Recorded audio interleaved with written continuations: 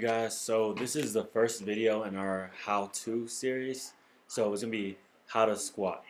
So what you're going to see here is Cam's going to be doing a demonstration, and we're going to go over some points. Okay, the first three things we want to talk about is make sure you use your hips. Okay, number two, you want a rigid back, which means you want it to be like stiff, but does not have to be vertical. Okay, so as long as it's like stiff at all points, you're good.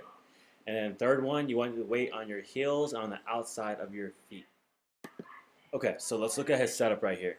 So his feet are about at a 30 to 35 degree angle outwards. And then once he starts squatting, what you're going to see is he's going to go down. His back is going to be rigid, but it will be at an angle.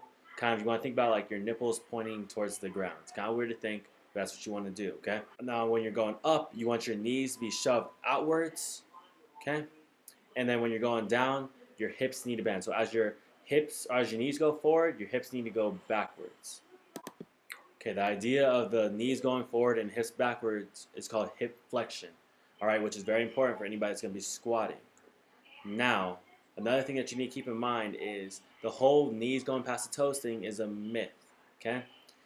Based on your genetic structure, this could be different for every single person. Like my knees will go past, especially in a deep squat, your knees are going to go past your toes. As you can see, his lower back is flat, and then if you make sure that you are not rounding your back and you're following all these steps, you will have a good squat. Alright, that's it for this video. Hopefully you guys learned something from it. If you have any questions about anything we said, or I said I should say, just comment below.